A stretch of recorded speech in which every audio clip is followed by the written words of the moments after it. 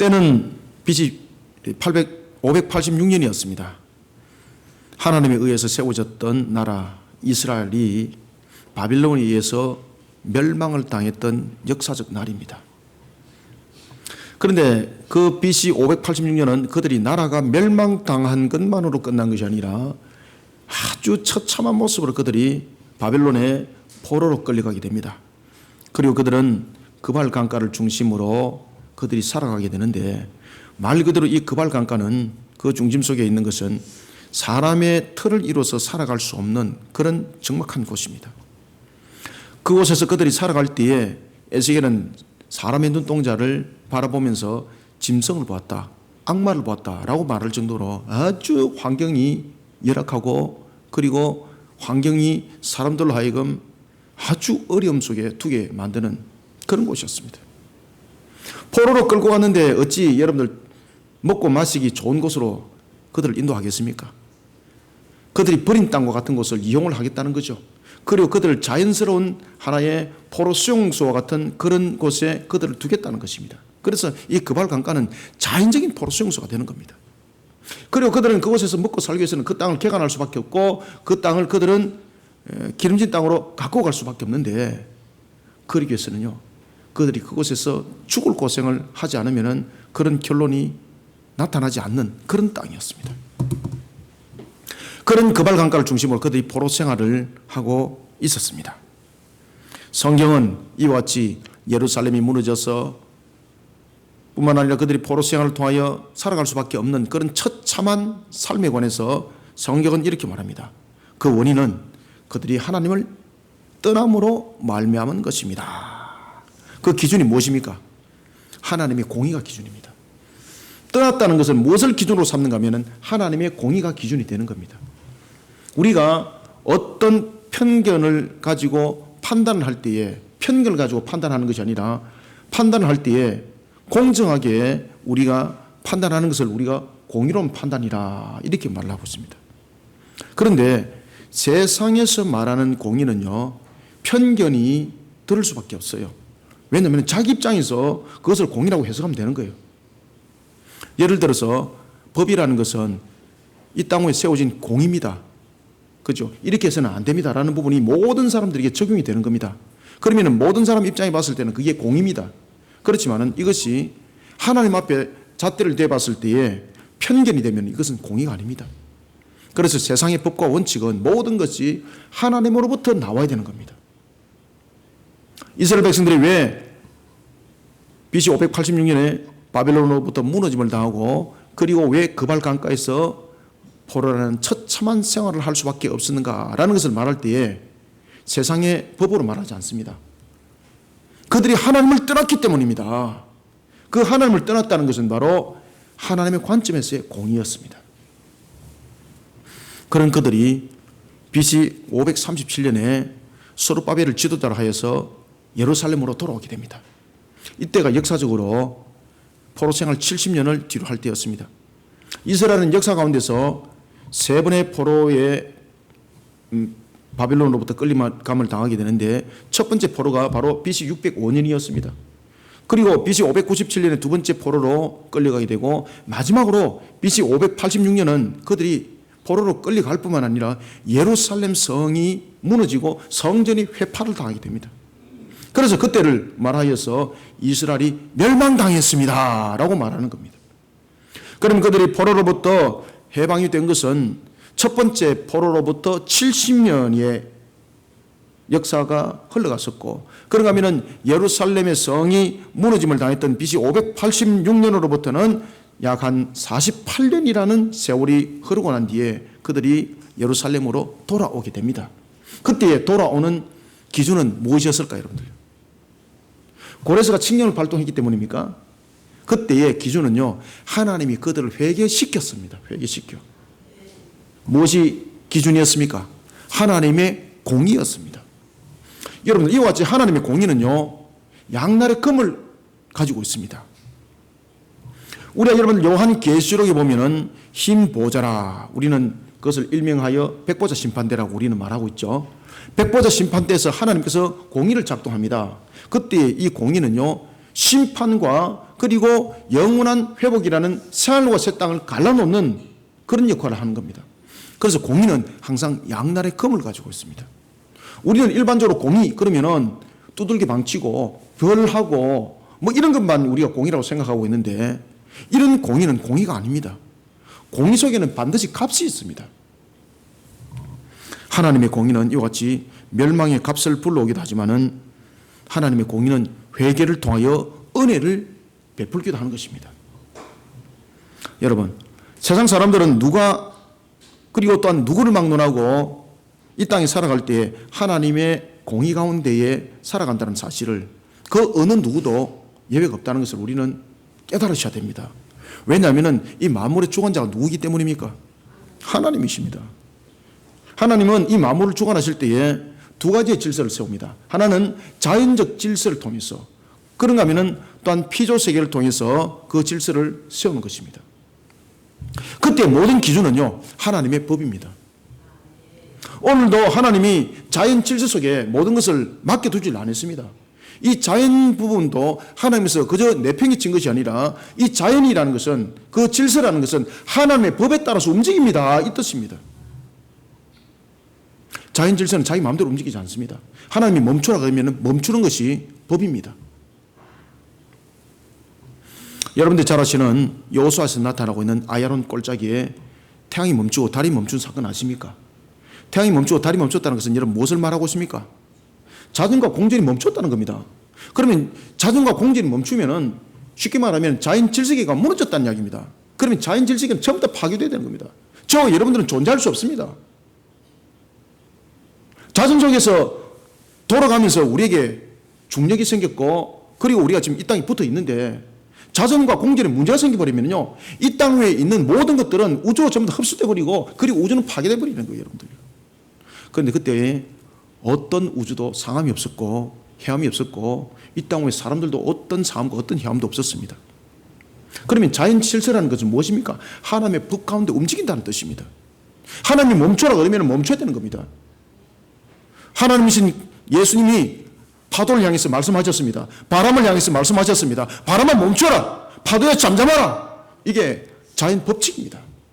그래서 자연의 법칙은 자연이 어떤 원리적인 작동을 통해서 움직이는 것이 아니라 오늘도 하나님의 법에 의해서 정확하게 움직이는 것을 질서라고 말하는 겁니다. 우리는 이란 속에 살아가고 있습니다. 그런데 우리가 하나님의 공의 가운데 살아가고 있다는 이 사실을 잊어버리게 만드는 두 요인이 있는데, 하나는 인간의 죄악된 본성입니다. 이 인간의 죄악된 본성은 우리가 하나님의 공의 가운데 살아가고 있다는 사실을 잊어버리게 만듭니다. 그 다음에 두 번째는 에베소서 2장 2절의 말씀처럼 마귀의 권세입니다.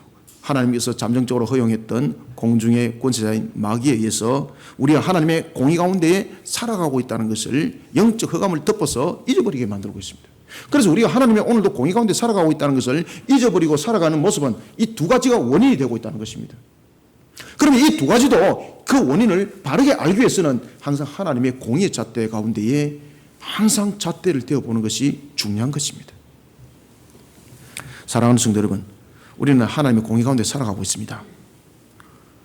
오늘도 우리는 주변과 환경을 통해서 우리는 하나님의 공의 가운데에 살아가고 있다는 이 사실을 우리는 발견할 수 있어야 되는 것이고, 또한 이런 가운데서 우리의 근본들을 우리는 바르게 세워나가야 됩니다. 우리는 하나님의 공의 가운데 우리 자신들을 어떻게 세워나가야 될까요, 여러분들? 그래서 오늘 시편 107편을 잘 묵상하시면 답이 나옵니다. 오늘 시편 107편은 이스라엘 백성들이 포로 가운데 놓여 있다가 그들이 바빌론의 포로로부터 귀환하여 하나님께 영광 돌리는 그 장면을 시편 107편은 노래를 하고 있습니다. 그리고 또한 시편 107편의 특징 가운데 하나는 뭔가 하면 두 대칭 구도를 통해서 우리에게 명확한 것을 설명해 주고 있다는 사실입니다. 오늘 본문에 보면은 두 대칭 구도가 이렇게 등장하는데, 하나는 고관들이고 하나는 그와 비교되는 궁핍한 자들입니다. 두 번째는 정직한 자고 사악한 자입니다. 이 두 대칭 구도를 통해서 하나님의 공의를 설명하고 있습니다. 그래서 우리는 오늘 시편 107편을 통해서 하나님의 공의가 무엇을 말하고 있는지를 이 본문의 성경은 공의라는 단어를 쓰고 있지는 않지만은 분명히 공의에 대해서 말을 하고 있다는 사실입니다. 우리는 오늘 세 가지 측면에서 공의로신 하나님을 발견하고 우리의 모습들을 세상 가운데에 바르게 근본 있게 세워내가는 저와 여러분들이 되시길 바랍니다. 우리는 일반적으로 공의 그러면 두려움을 가지는데 공의 가운데 두려움을 가질 자는 누굽니까? 마귀라니까, 마귀 새끼들. 하나님의 공의 그러면 기뻐야 될 자들이 누굽니까? 바로 하나님의 백성들입니다. 아시겠습니까? 그러나 다만 하나, 우리는 하나님의 공의라는 것을 통해서 신앙의 경각심을 잃어버리지만 말아야 된다는 사실입니다. 먼저 우리는 첫 번째, 공의로신 하나님, 하나님의 공의를 우리는 어떻게 관계를 설정해야 되고 우리는 하나님의 공의 가운데 우리를 바르게 세우기 위해서는 어떻게 해야 되는가? 먼저 첫 번째 40절을 한번 읽어보겠습니다. 시작. 여호와께서 고관들에게 능력을 쏟아 부으시고 길 없는 황야에서 유리하게 하시나. 아멘. 오늘 본문에는 보면은 먼저 첫 번째 40절과 41절을 통해서 우리는 두 대칭 구도를 찾아야 됩니다. 첫 번째 보면은 고관들이고 두 번째는 보면은 궁핍한 자들입니다. 여러분, 고관들은 많이 배웠을까요? 작게 배웠을까요? 많이 배웠습니다. 고관들은 법으로 다스릴까요? 법으로 안 다스릴까요? 고관들은 법으로 다스립니다. 머리 짤짤 흔들지 마시기 바랍니다. 그런데 문제가 그 법이 누구의 중심입니까? 자기들 중심이에요. 자기들 중심. 그런데 세상적인 측면에서 볼 때는 이 고관들이 그 법대로 다스리면 공의입니까? 공의가 아닙니까? 공의예요, 공의. 왜? 그 법대로 다스리기 때문에. 그런데 이것을 하나님의 잣대 딱 대보니까 이것은 공의입니까? 공의가 아닙니까? 공의가 아닌 거예요, 이게. 그런데 궁핍한 자가 세상 가운데 볼 때는 배운 것이 없습니다. 연약합니다. 그런데 이가 하나님의 공의의 잣대에서 딱 대보니까 하나님이 그를 안아주는 겁니다. 왜 그랬을까요? 그래서 우리는 오늘 본문에 두 대칭구도인 고관들과 궁핍한 자를 통해서 우리는 하나님의 공의에 어떻게 세워져야 되고 그리고 하나님의 공의 가운데 세워지게 되면 마지막에 결실의 열매는 어떻게 구별되는가를 직시하셔야 돼요, 여러분들요. 그래서 제가 요한계시록 가르칠 때 백보자 심판에 대해서 내가 굉장히 힘줘서 제가 여러분들에게 강조하면서 가르치잖아요.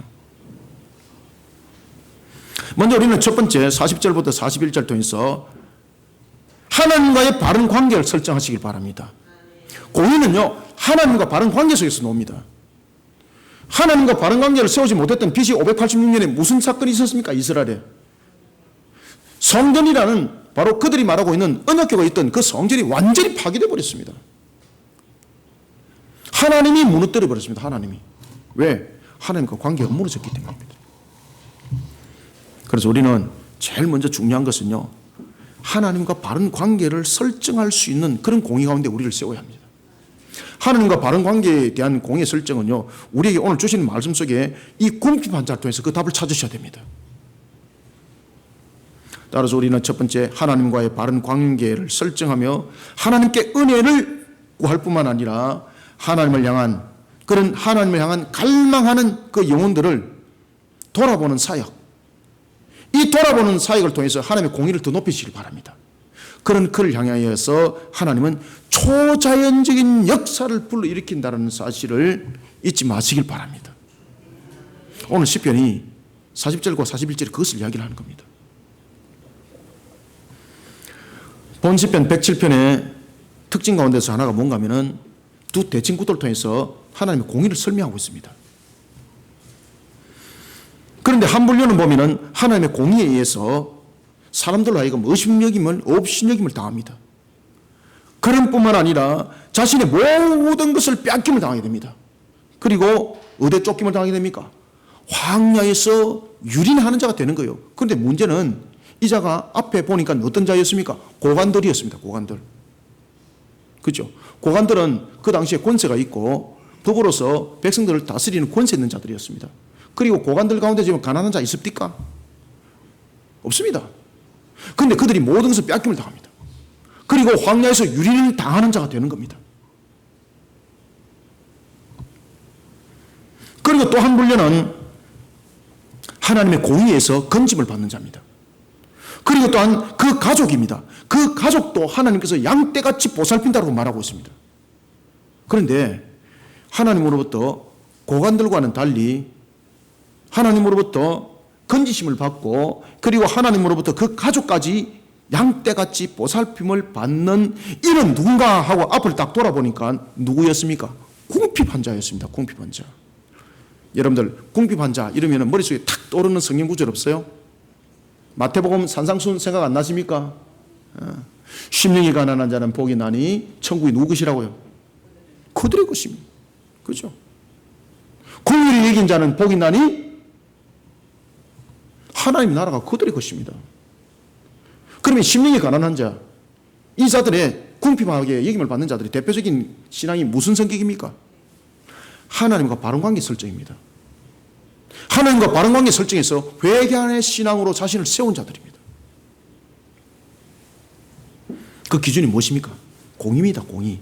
하나님의 공의입니다. 하나님의 공의. 40절의 고관들은 정직하지 못합니다. 그들은 불의한 자들입니다.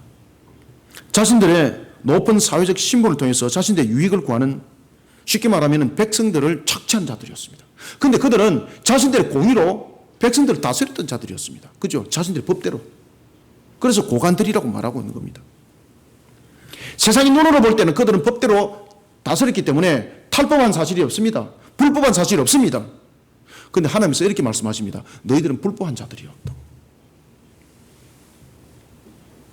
하나님의 공의는 자신이 그랬던 것처럼 하나님께서 이렇게 말씀하십니다. 내가 그 값으로 너희들에게 되돌려 줄 것이다. 너희들이 그랬던 것처럼 너희들은 세상 가운데 업신여김을 당하게 만들 것이고 너희들은 모든 것을 다 빼앗김을 당할 것이고 그리고 황야에 유린하는 자가 될 것이다. 유린한다는 것은 무엇입니까? 갈 바를 알지 못하는 겁니다. 언제 죽을지 어디에서 누구한테 침탈당할지를 모르는 것을 유린당한다고 말하는 겁니다. 그 값으로 응답한다 이 말입니다. 그런가 하면 반면에 41절에 보면 궁핍환자가 있습니다. 이 궁핍환자는 하나님과의 바른 관계 설정 속에 세워진 자입니다. 무엇이 잣대였습니까? 하나님의 공의였습니다. 하나님의 공의. 하나님은 이렇게 말씀하십니다. 그의 모든 환경을 통해서 건져주겠단 말이죠. 여기서 건져줌이라는 것은 우물가에 빠진 자를 건져주는 것 아닙니다. 여기서 건져줌이라는 것은 그의 모든 영육간의 건져줌인데 그의 형편과 환경, 삶을 통해서 경제적 여건까지 전부 다 회복을 시켜주겠다는 사실입니다. 그런가 하면 그의 하나님과의 바른 관계 설정을 통해서 그 가정까지 전부 다 회복을 시키겠다는 거죠. 그러면서 이렇게 말씀하십니다. 그의 가족까지 양떼같이 보살피겠다. 아멘. 여러분, 양떼같이 보살피겠다는 목자가 되겠다는 거죠. 그럼 목자는 양떼에 대해서 어떻게 합니까? 푸른 초장으로 인도하죠. 그런가 하면은 이리로부터 그리고 늑대로부터 곰으로부터 사자로부터 지키죠. 그런 역할자가 되겠다는 겁니다. 40절부터 우리가 41절 두 절을 다시 한번 읽읍시다. 시작. 여호와께서 고관들에게는 능력을 쏟아부으시고 길 없는 황야에서 유린하게 하시나 궁핍한 자는 그의 고통으로부터 건져주시고 그의 가족을 양떼같이 지켜주시나니 아멘. 궁핍한 자가 왜 고통 가운데 있겠습니까? 이 궁핍한 자가요 부족하기 때문이라는 거죠. 그런데 이 궁핍한 자가 고통 가운데 있다는 것은 육체적인 고통, 물질적인 고통 가운데 놓여 있는 겁니다. 그때 성경은 이렇게 말합니다. 내가 건져주겠단 말이에요. 하나님이. 그래서 여러분들은요 항상 하나님의 공의 가운데에 세상을 만물을 주관하시는 하나님이 살아계심을 오늘도 아는 그 믿음으로 나를 항상 하나님의 공의 가운데 하나님과 바른 관계 설정 속에 나를 세워나가는 성도들이 되시길 바랍니다. 이 시편 107편의 기자는요 이와 같이 성경을 기록했던 이유는 그가 철저히 이 환경을 통해서 깨달았던 것이고 성령께서 이러한 것들을 통해서 오늘의 이 시대를 살아가고 있는 우리에게 알으라는 겁니다.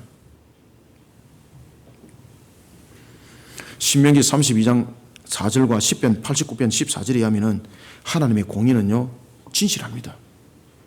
거짓이 없습니다. 거짓과 절대 함께 하지 않습니다. 하나님의 공의는 하나님의 보호자의 기초입니다. 기초. 그래서 하나님의 공의가 흔들리면은요 하나님의 속성 전부 다 끝나는 거예요. 여러분들.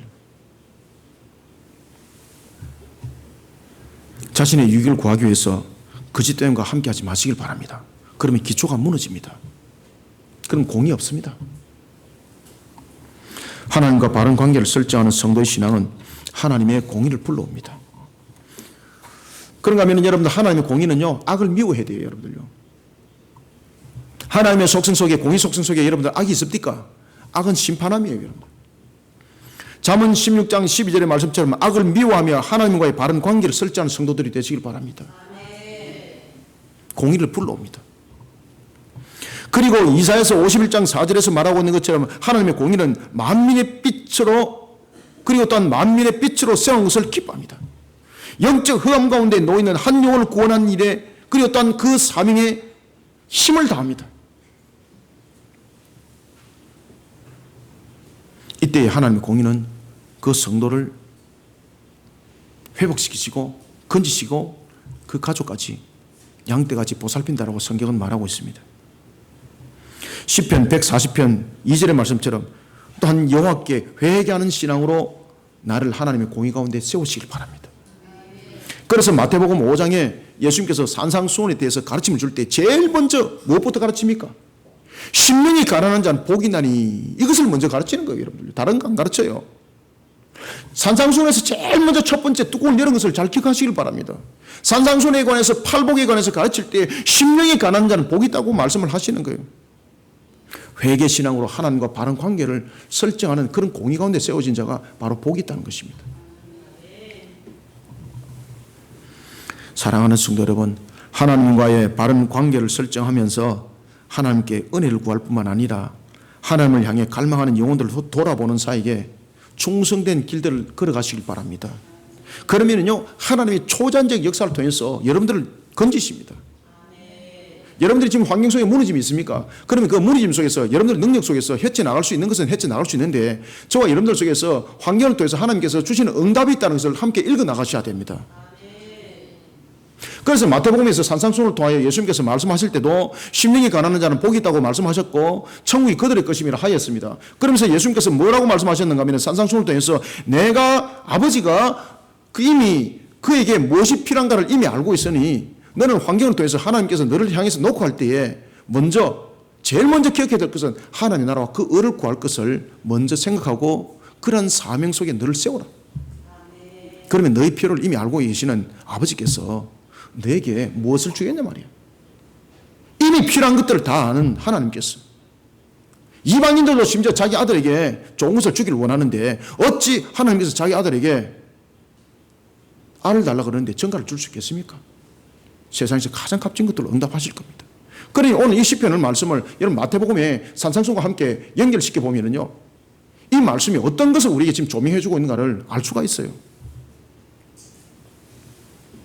오늘도 하나님과의 바른 관계 설정을 통하여서 하나님의 초자연적 역사를 불러일으키는 근거를 만들어가는 성도들이 되시기를 소망합니다. 그 다음에는 두 번째, 우리가 42절 한번 읽어봅시다. 시작. 정직한 자는 보고 기뻐하며 모든 사악한 자는 자기 입을 봉하리로다. 아멘. 여러분들, 정직한 자는 보고 누가 기뻐합니까? 여기서 정직한 자는 보고 기뻐하며 라고 말할 때 누가 기뻐합니까? 하나님이 기뻐요. 그런데 이 보고라는 동사를 여러분 잘 기억하셔야 돼요. 이 보고라는 이 동사는 미완료형을 쓰고 있어요. 그럼 미완료형을 쓰고 있다는 것은 과거와 현재와 그리고 미래를 함께 다 담고 있는 거예요. 그러면 과거적인 측면에서 내가 그 근본을 잘 알지 못했다면 회개신앙으로 우리를 바르게 세워서 하나님이 보고라는 관점 속에서 나를 항상 현재 시점 속에서 단회적인 측면이 아니라 그 보고라는 단어 속에서 미완료를 쓰고 있던 것처럼 항상 정직함이 미완료형 속에 나를 세워나가지 않으면 안 된다는 겁니다. 그러면 이 정직은 무엇인가 하면요, 정직이 우리의 인격이 되어야 된다는 이야기입니다. 그때 하나님이 기뻐한다는 거예요. 하나님이. 그래서 오늘 본문에 보면은 정직한 자와 사악한 자가 지금 대칭 구도를 형성하고 있습니다. 여러분들, 똑똑하기로 말한다면은 정직한 자와 사악한 자 중에서 누가 똑똑할까요? 세계적인 측면에서, 세상적인 측면에서. 사악한 자가 왜 똑똑하죠? 사악이라는 단어를 여러분 잘 해석을 하셔야 돼요. 사악이라는 것은 내가 이렇게 하면 저 사람이 이렇게 할 것이고, 내가 이렇게 하면은 저 사람이 이렇게 덥석 물을 것이고, 그럴 때 내가 하나를 주고 내가 9을 얻을 수 있겠구나, 이렇게 해서 이용하는 자들, 그죠? 그런 자들을 사악하다고 말하는 거예요. 그러면 정직한 자와 사악한 자가 세상적인 측면에서 누가 똑똑합니까? 사악한 자 똑똑해요, 여러분들요. 그러면 이 정직이라는 말을 쓰고 있는 자는 이 사악한 자에게 항상 이용당할 수 있는 대상입니다. 이 사악한 자의 먹잇감이 될 수 있는 대상입니다. 그런데 나중에 결론이 어떻게 나타납니까? 사악한 자는 하나님이 보고 기뻐하고 죄송합니다. 정직한 자는 하나님이 보고 기뻐하고 사악한 자는 하나님께서 그 입을 닫게 만들어 버린다는 거죠. 우리는 두 번째 하나님의 공의를 통해서 깨달아야 될 것이 있습니다. 그것은 뭔가 하면은 하나님을 대적하는 무리. 지금 사악한 자들은 하나님을 대적하는 무리거든요. 하나님을 대적하는 무리와 함께 하지 않길 바랍니다. 하나님을 대적하는 무리와 함께 하지 아니할 뿐만 아니라 그런 삶을 봉해버리는 공의로운 자들이 되시길 바랍니다. 그런 삶을 봉해버리십시오. 그런 삶에 대해서 밀어두지 마십시오. 세상 사람들이 여러분들에게 변화산에 끌고 올라가가지고 이곳에 너희들이 텐트를 치면은 너는 떼돈 벌 것이다 라고 말하면서 여러분들에게 불법을 그리고 또한 여러분들에게 온갖 짓거리들을 할 때에 여러분들은 하나님의 공의를 보시고 그 입술을 닫으시길 바랍니다. 하나님을 대적하는 무리와 함께 하지 않을 뿐만 아니라 그러한 삶을 봉해버리는 공의로운 삶을 이루어내는 자를 하나님은 기뻐하십니다. 그리고 기뻐하실 뿐만 아니라 그에 대해서 하나님이요 위로자가 되신다는 사실을 잊지 마시길 바랍니다. 여러분 하나님이 위로자가 되면요 해결은 끝나는 거예요. 저는 기도할 때 이렇게 기도합니다. 하나님 오늘도 나를 위로하여 주시고 우리 성도들의 삶들을 위로하여 주옵소서. 그럼 하나님이 알거든요. 어떻게 위로해야 될지. 하나님은 위로할 때 내니 위로한다 괜찮다 그냥 일어나 이렇게 안 합니다. 살아 계신 하나님은 위로할 때 그 모든 능력을 통해서 우리에게 정보를 주십니다. 여러분들요. 시편의 기자는 하나님의 공의를 발동시키는 일에 있어서 성도는 하나님 앞에 정직한 자가 되라고 말하고 있습니다. 하나님은 지혜에 있어서 하나님은 지식에 있어서 무한성을 가지고 있습니다. 우리는 하나님 앞에 얍삽하게 하면은요 하나님이 다 알고 계십니다.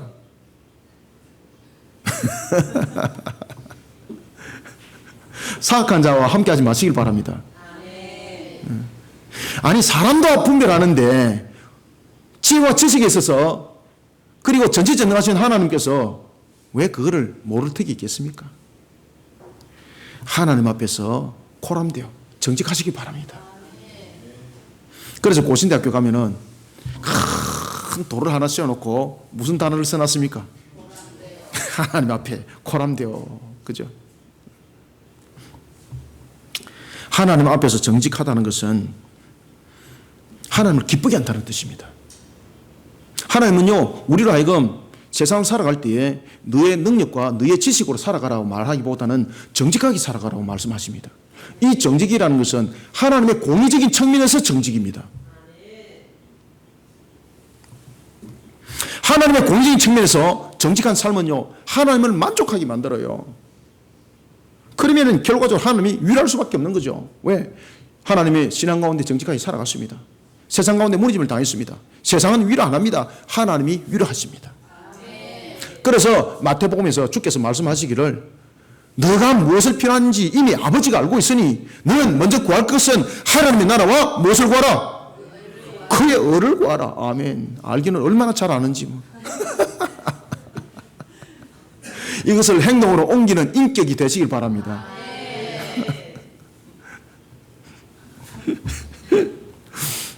그래서 이것이 인격은 그냥 툭 건드리면 노는 겁니다.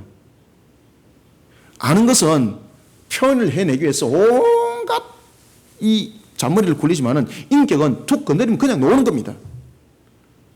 그냥 툭 건드리면 노는 정직이 되시길 바랍니다. 그래서 오늘 본문에 보면 정직을 보고라고 말하는 거예요. 정직을 보고. 정직한 자는 보고 기뻐하며 라고 말할 때 이 보고를 어떤 동사를 썼다고요? 그러면 미완료를 썼다는 것을 주시하시길 바랍니다. 진심이 담겨야 됩니다. 진심이 담긴다는 것은 인격입니다. 오늘은 요랬다가 내일은 헷가닥 하는 것이 아닙니다. 인격이라는 것은 툭 건드리면 그냥 나오는 겁니다. 과거에 우리가 일제 때에 여러분 최건능 목사님 아시죠? 이분은 세상적인 측면에서 많이 배운 사실 없습니다. 하나님께서 그를 세워서 목사가 되었습니다. 신사참배를 반대했습니다. 왜? 하나님께서 말씀하셨으니까. 하나님의 공의 가운데에 어떤 관계 속에서도 우상 숭배를 할 수 없다는 것을 그분은 생명으로 내어놓았던 겁니다. 일본의 경찰들이 얼마나 두들겨 팼는지 만신창이가 되었습니다. 야 이놈아, 예수 안 믿는다고만 말만 해. 신사 참배한다고만 말만 해. 그러니까 두들겨 팰 때마다 아이고 아빠라 좀 살려주세요 이런 것이 아니라 그분의 인격이 무엇이 담겼습니까? 그분의 인격은 예수가 된 거예요. 예수님이 된 것 아닙니다. 예수가 그의 인격이 된 거예요. 그러니 두들겨 패니까 예수 천국, 또 두들겨 패니까 불신지옥, 또 때리 패니까 예수 천국, 또 때리 패니까 불신지옥. 이것이 자기 인격이에요. 왜? 두들겨 패니까 자기 본 모습이 나타나는 거예요. 그러니까 나중에 경찰이 두들겨 패다가 나도 지쳐가지고 나가라. 그래서 그분이 고문을 당하다가 나온 겁니다. 하나님이 건지시는 거예요. 그러면서 하나님이 얼마나 기뻤을까, 그렇죠? 육신적으로는 우리는 두들겨 맞았지만 하나님이 얼마나 기뻤을까. 하나님이 위로하십니다. 레위기 19장 35절부터 36절에 보면은 공의에 대해서 이렇게 말합니다. 재판을 하는 공무적인 업무를 할 때나 경제적으로 어떤 저울을 달 때에 바른 저울에 추가되어야 돼. 좌로나 우로나 치우치는 그런 저울은 공의의 저울이 아니다. 그래서 항상 공의로운 저울추가 되어라 라고 말을 하고 있습니다. 그러면 이런 공의로운 저울추가 되기 위해서는요, 세상의 법의 판단이 아니라 하나님의 말씀의 기준으로 나를 세워나갔을 때에 공의가 되는 겁니다. 우리의 정직이 그래야 됩니다. 우리의 정직이 하나님 앞에, 코람데오 앞에 우리가 공의로워야 됩니다. 그 정직은 우리의 인격이 되어야 되는 것입니다. 말씀으로 우리를 만들어가는 정직이 되시기 바랍니다. 이런 인격이 됐을 때 무너지는 우리의 모습을 주께서 위로하십니다. 하나님의 공의로운 삶을 살아가다가 신앙 가운데 바르게 살아가다가 세상 가운데 짓밟힘이 있으면요, 세상 사람들은 우리를 향해서 바보 멍청이라고 말하지만 주님은 기뻐하십니다. 주님이 우리를 위로하십니다. 정직한 자는 보고 기뻐하며, 정직한 자는 보고 기뻐하며. 그런데 문제는 반면에 그렇지 못한 사악한 자는 어떻게 될까요? 그 입을 봉해버린다고 성경은 말하고 있습니다. 이 말씀은 경제적 뿐만 아니라 그의 형편과 환경까지 전부 다 무너뜨려 버리겠다는 겁니다. 사악한 자는 얼마나 잔머리를 잘 굴립니까? 그렇죠? 사기에 능수능란하고 권모설수에 능수능란하고 사악한 자 아닙니까? 세상 사람들이 따라잡을 수 없을 정도로 능력이 있는 사람, 그죠? 이 사악한 자, 하나님이 그 입을 봉해버린다는 거예요. 자, 우리 42절 다시 한번 더 읽어봅시다. 시작. 정직한 자는 보고 기뻐하며 모든 사악한 자는 자기 입을 봉하리로다. 아멘. 이사야서 26장 7절은 말합니다. 의인의 길은 정직함이요 정직하신 주께서 의인의 첩경을 평탄하게 하시도다. 아멘. 불의를 앞세워 자신의 유익을 추구하는 무리들과 함께하지 않는 공의로운 성도의 길에 굳게 서는 저와 여러분들이 되시기를 소망합니다. 우리의 삶은 하나님의 공의를 지속적으로 드러내는 인격적 삶이 되어야 됩니다. 이런 우리의 모습은 공의의 하나님을 기쁘게 해드릴 뿐만 아니라 우리의 모든 것에 대해서 하나님이 위로자가 되어주시는 겁니다. 그러면요, 여러분들이 기도할 수 있는 제목이 생길 수밖에 없어요. 하나님 오늘도 나를 위로하여 주옵소서. 하나님 그 기도에 대해서 양심이 찔릴 수밖에 없다니까. 하나님이 야, 제가 오늘 나의 양심을 찌르구나. 하나님이 빨리 올 수밖에 없어요, 여러분들요. 그래서 여러분들요, 정직한 속에 하나님이 보시는 공의 가운데 살아가다가 무너짐이 있다면요, 하나님 오늘도 나를 위로해 주세요. 하나님은요, 그 말이 무슨 말인지 다 알아들어요, 여러분들.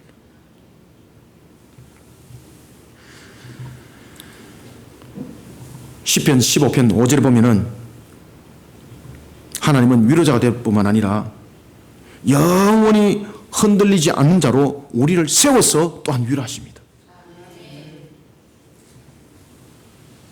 그런가 하면은 시편 112편 4절 말씀처럼 흑암 중에서도 빛을 보게 하는 것으로 위로하십니다.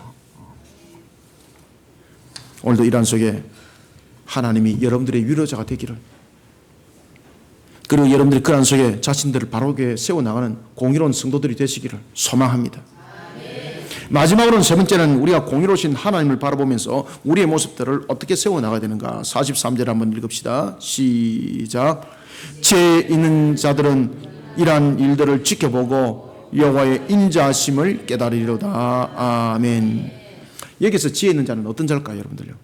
세상적인 지혜 있는 자는 자신이 아는 지식을 통해서 무언가를 추구하는 자들입니다. 그런데 여기서 본문에서 말하고 있는 지혜자는요, 다릅니다. 여기서 말하고 있는 지혜자들은 어떤 자를 말하고 있는가 하면은 지금까지 일어났던 하나님의 일하심을 잘 보고 분석하라는 겁니다. 지금까지 하나님께서 어떻게 공의 가운데 심판하셨고 어떻게 공의 가운데 그들을 회복시키는가, 네가 하나님의 말씀을 잘 깨닫고 분별해서 그것을 잘 알아라는 겁니다. 이런 지혜자들이 되라는 겁니다. 여러분, 성경은요 액세서리로 준 것 아닙니다. 성경은 하나님의 살아있는 말씀인 줄 믿으십니까? 그러면 이 말씀 속에 답이 다 있습니다. 그런 지혜자들 되시기 바랍니다. 어떤 사람은 땅을 사고 싶은데 성경 한번 뒤벼보자. 땅을 사는지 말하는지. 그래가지고 굳이뽑기 합니다. 자, 하나님께서 땅을 사라는지 한번 뒤보자. 탁 뒤비니까 너는 오늘 죽을 것이다. 그거 전마칩니다. 하나님의 말씀 속에서 분별력을 가지고 구별력을 가지는 지혜자들이 되시길 바랍니다. 따라서 우리는 마지막으로 43절 통해서 하나님을 거역하기를 절개하는 세상과 함께하지 않는 지혜자들이 되시길 바랍니다. 하나님을 거역하기를 절개하는 세상과 함께하지 않으며 하나님의 뜻을 분별할 줄 아는 지혜로운 자는 공의로우신 하나님께서 세심하게 보살핌을 통해서 그에게 응답해 주신다는 사실을 잊지 마시길 바랍니다. 시편 107편의 기자는 어떤 자가 지혜가 있는지 독자들에게 지금 질문을 던지고 있는 겁니다. 이 자체가. 그래서 지혜 있는 자는 이라고 말하는 겁니다. 그러면 지혜 있는 자는 이라고 말하면서 지금 지혜 있는 자는 어떤 자라는 겁니까? 네가 처음부터 읽은 거 다 이해했나 이 말입니다. 이게 지금 여러분 이해되고 있습니까? 지금까지 내가 너희들에게 했던 이야기 처음부터 읽으면서 이해 다 했나 이 말입니다. 그것을 이해 다 한 자들은 지혜 있는 자들이라는 겁니다. 그 속에서 그냥 인간적 머리로서 이해한 것이 아니라 하나님의 뜻을 헤아렸냐 이 말입니다. 그래서 여기서 지혜 있는 자라는 것은 이 시편의 기자가 마지막 마무리하면서 독자들에게 지혜 있는 자에 대해서 답을 함께 주고 있습니다. 질문을 던지면서 너희들은 어떤 자가 지혜 있는 자인지 너희들은 알았느냐? 그러면서 그 답을 지금까지 행하신 하나님의 일하심과 그리고 하나님의 인자하심을 깨닫는 자가 지혜라는 것을 너희들은 알고 있느냐라는 것을 동시에 답을 주고 있습니다. 시편의 기자는 두 가지를 설명합니다. 하나는 멸망이었고 하나는 회복이었습니다. 그들이 하나님을 떠났을 때 멸망이었고 그들이 하나님의 공의 가운데 바르게 신앙이 세워졌을 때 회복이었습니다. 너희들은 알고 있느냐?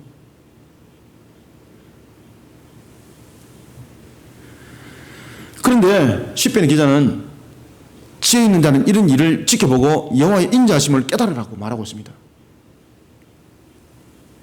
하나님께서 공의를 통해서 그저 건져주는 것으로 끝나는 것이 아니라 하나님께서는 공의 가운데 그의 모든 것을 살펴나갈 때 세상 가운데 그를 다시 세워 하나님의 영광을 드높인다는 것을 기억하라는 것입니다. 그것을 잊지 마라. 그래서 지혜 없는 자와 같이 되지 말고 지혜 있는 자와 같이 살아가라. 여러분, 하나님의 공의가 있는 곳에는 하나님의 속성이 함께 드러나고 있다는 것을 기억하시길 바랍니다.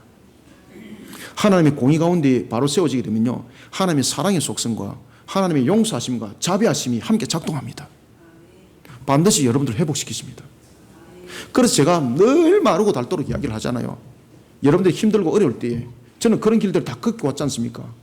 엎드리라고, 하나님의 공의 가운데 바르게 세워지라고 항상 그 이야기를 하지 않습니까? 그런데 현실적인 측면에서 밥 한 숟갈 뜨는 이것이 답답하니까 이걸 해결하려고 제가 정말 일용할 양식을 제가 끊어졌을 때에 제가 금요 기도 때 말씀드렸죠. 그죠? 수입의 때입니까? 하나님께서 5만 원을 보내주셨습니다. 제가 그걸 가지고 어떻게 해야 될까 기도하다가 제가 육의 양식을 찾기보다 영의 양식을 찾았습니다. 그리고 그것을 가지고 식량을 사질 안 했습니다. 제 속으로 울었습니다. 제가 정말 지금 가족들이 굶고 있는데 내가 지금 바보짓 한 것 아닌가? 근데 하나님이요, 그걸 달아봤던 거예요. 그리고 그날 하나님께서 일용할 양식을 보내주는데, 모르는 사람을 통해서 일용할 양식을 보내주는데, 앞집에 있는 분이 녹을 하는 거예요. 이 집에 아이들 소리가 들리던데 혹시나 국수를 좋아하는지요? 국수가 어디 있습니까? 풀조각도 하나 없었는데. 그런데 국수를 한 다발이를 가져오신 거, 한 다발이를. 열흘 이상 먹고도 남을 국수. 야, 그래가지고 국수를 진짜 마르고 진짜로 질리도록 삶아 먹었습니다. 얼마나 감사한지. 그리고 그 이후로 하나님께서 우리 가정에 일용할 양식을 끊지 않게, 제가 그때 교육전도사 때거든요. 일용할 양식을 끊지 않게 보내주시더라고요. 여러분, 하나님의 속성은요, 반드시 응답하십니다. 하나님의 속성은 반드시 응답하는 속성입니다. 액세서리 속성이 아닙니다. 지식적으로 외우라는 속성이 아닙니다. 신학적으로 외우는 거 끝나는 속성이 아닙니다. 하나님의 속성은 신앙입니다. 하나님의 속성은 나타나심입니다. 그래서 중요합니다. 하나님의 속성은요, 나타나심이에요. 하나님의 속성은요, 결과물이에요. 결과물. 믿으시기 바랍니다. 내 속을 한번 열어가지고 좀 들어봤으면 좋겠네, 진짜로 막. 내가 어떻게 살았는지 여러분 속에 좀 들어봤으면 좋겠어요.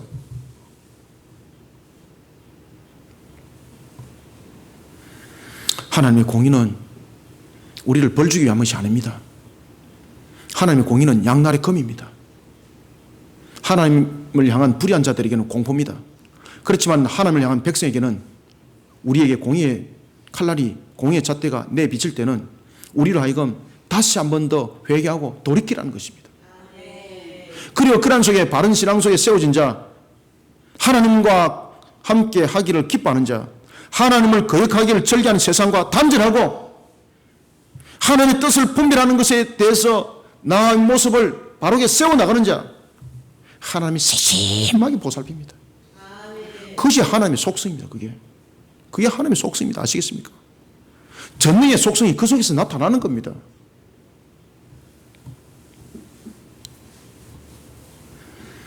이사야서 59장 8절의 말씀 속에서 나타나고 있는 것처럼 악인의 행위에는 어떤 모습으로도 하나님의 공의가 없습니다. 잠언 21장 15절은 말하고 있습니다. 정의를 행하는 것이 의인에게는 즐겁지만 악인에게는 패망이다 말이에요. 출애굽기 23장 1절부터 8절은 하나님의 공의 가운데 말하고 있는데, 하나님의 공의 가운데 말하고 있을 때 그 공의는 오늘도 지금 이 시간에 살아가고 있는 우리를 향해서 양심을 지금 찌르고 있습니다. 출애굽기 23장 1절부터 8절 통해서 돌아보면 하나님께서 오늘도 우리를 향해서 공의 가운데 말씀하실 때 이렇게 말씀하시고 있습니다. 너희는 오늘도 거짓된 풍습을 따르고 있지는 않으냐? 거짓된 풍습을 따르지 마라. 왜? 마귀와 함께하는 것이다. 죽는다 너희들은. 악인과 어떤 모습으로 함께하지 마라. 공의 속에 끝장난다 너희들은. 다수가 주장한다고 정의가 아니다. 다수가 주장한다고 그것을 따라가면서 악을 행하지 마라. 용서받지 못한다. 이거 여러분들 우리나라 정치 현실 아니겠습니까?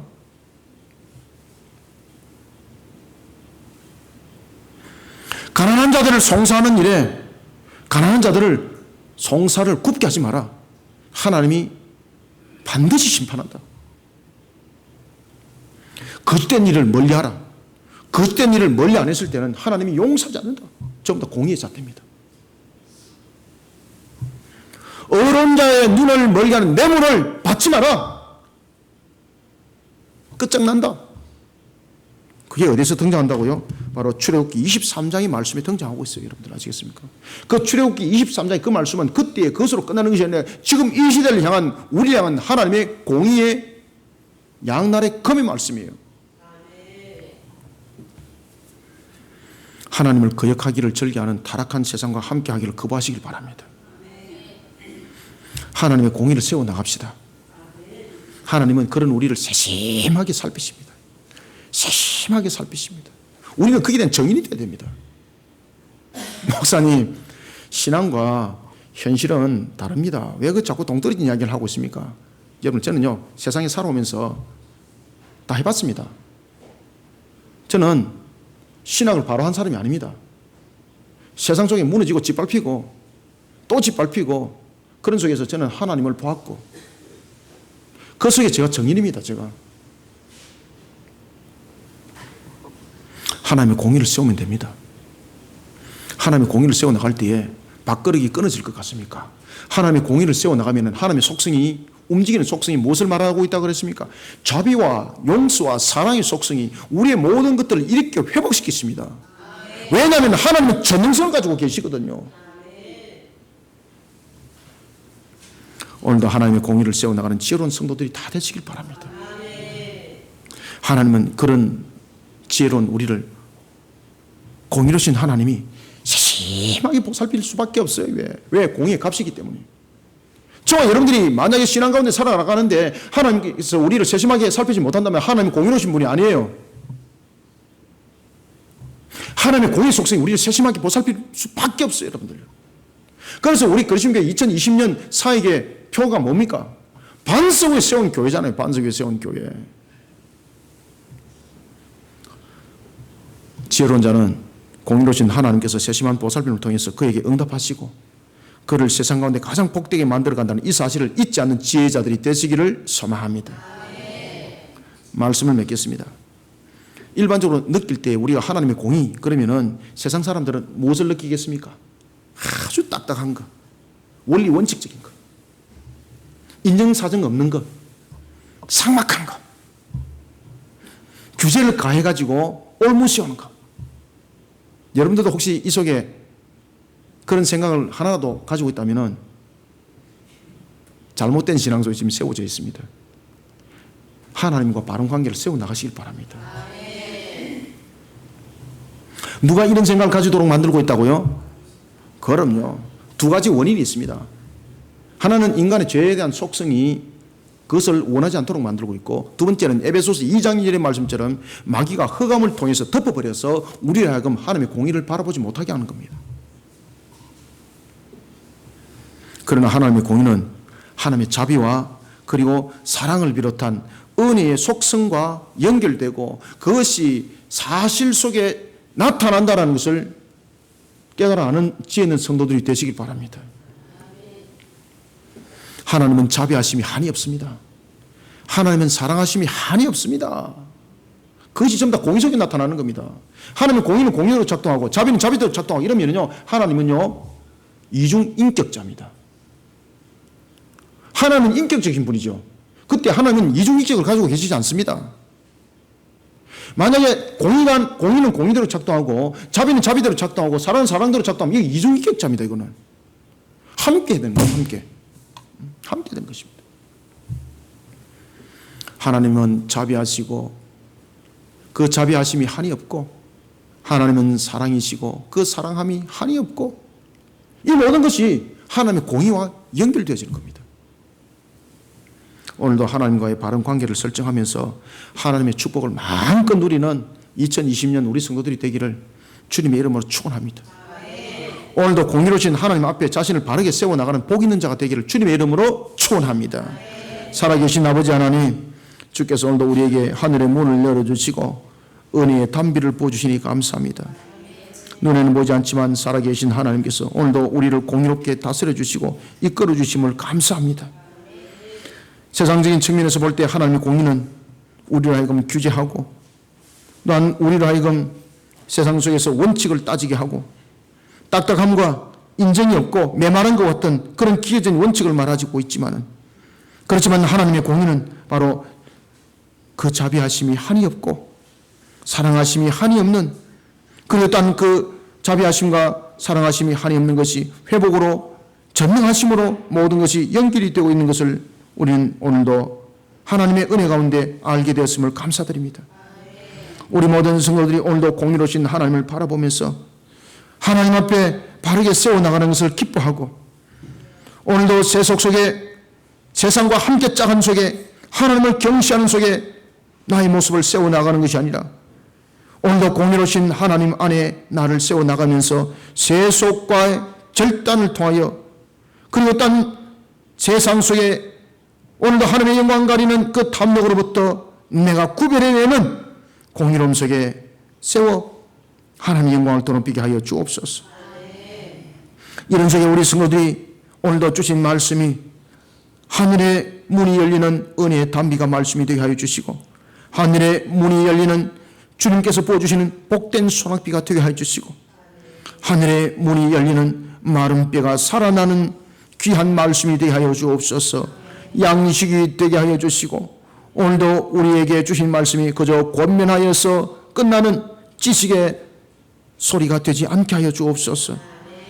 따라서 종이 정한 하나님의 말씀이 옛날에선 금의 말씀이 되도록 성령님이여 이 자리에 우리 모든 성도들의 심령들을 움직여 주시고, 하나님의 영으로 충만케 하여 오늘 주신 말씀이 주님의 선포된 말씀이 되게 하여 주옵소서. 하나님, 오늘도 이와 같이 공의로우신 하나님 앞에 우리가 온전히 자신들을 바르게 세워나가는 그 신앙의 인격으로 나의 모습들을 세워나갈 때에 참으로 살아계신 하나님, 나를 세밀하게 살피시고 위로하시는 하나님을 보게 하여 주시고, 이런 속에 우리 모든 성도들의 생업과 환경들이 회복되어 세상 속에 살아계신 하나님, 공의로우신 하나님을 증거해 나가는 정인들이 되게 하여 주옵소서. 이런 속에 말씀 속에 우리 성도들이 결실 맺게 하여 주시기를 소망하며 주님의 정인 삼아주길 갈망하며 예수님의 이름으로 기도드렸나이다. 아멘.